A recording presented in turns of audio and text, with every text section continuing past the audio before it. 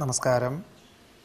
രോഹിണി നക്ഷത്രത്തിൽ ജനിച്ചവർക്ക് ഈ ജൂൺ മാസത്തിൽ കഴിഞ്ഞ 5-8 മാസമായിട്ട് പുതിയതായിട്ടുള്ള ചില കർമ്മ മേഖലകളിൽ ഏർപ്പെടുന്നതിൻ്റെ ഒരു രണ്ടാമത്തെ അടുത്തൊരു വിഭാഗം തുടങ്ങുന്നതിനെപ്പറ്റി പുനരാലോചിക്കുവാനോ അടുത്ത പദ്ധതികൾ രൂപകൽപ്പന ചെയ്യുവാനോ ഉള്ള അവസരവും അതിനുള്ള ചില വഴികളും ആശയങ്ങളും സാമ്പത്തികമായിട്ടുള്ള സഹായവും വന്ന് ചേരുവാൻ ഉള്ള ഒരു സാഹചര്യങ്ങൾ ഉണ്ടാകുന്നത് വഴി അതിനെപ്പറ്റിയിട്ട് പുനരാലോചിക്കുവാനും അനുഭവജ്ഞാനമുള്ളവരുടെ നിർദ്ദേശം തേടുവാനും വഴിയൊരുക്കും.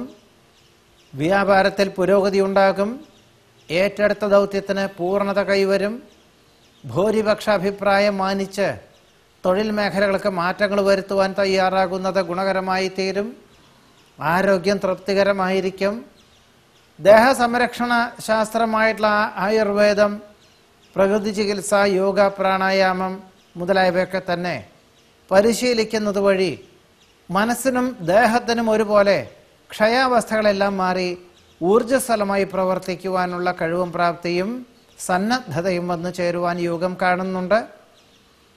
വാഹനം മാറ്റി വാങ്ങുവാൻ തീരുമാനിക്കും. പൂർവികമായിട്ടുള്ള സ്വത്തിൽ ഗൃഹനിർമ്മാണം പൂർത്തീകരിച്ച് വരുന്ന ചിങ്ങമാസത്തോടുകൂടി ഗൃഹപ്രവേശന കർമ്മം നിർവഹിക്കുവാൻ, പണികളെല്ലാം ചെയ്തു തീർക്കുവാൻ, ദ്രുതഗതിയിലാക്കുവാൻ വേണ്ട നിർദ്ദേശങ്ങൾ നൽകുവാനുള്ള യോഗം കാണുന്നു.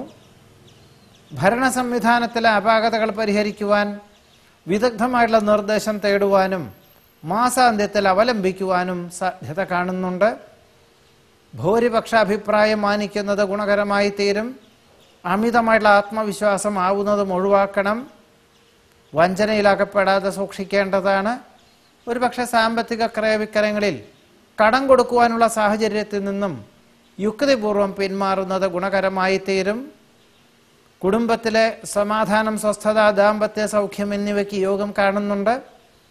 വിദേശത്ത് താമസിക്കുന്നവർക്ക് സ്ഥിരം താമസിക്കുവാനുള്ള അനുമതി കൂടി രോഹിണി നക്ഷത്രക്കാർക്ക് ഈ ജൂൺ മാസത്തിൽ വന്നു ചേരുവാൻ യോഗമുണ്ട്. ഇതാണ് ഈ ജൂൺ മാസത്തിലെ രോഹിണി നക്ഷത്രക്കാരുടെ അനുഭവയോഗ്യമായിട്ടുള്ള ഫലങ്ങൾ. നമസ്കാരം.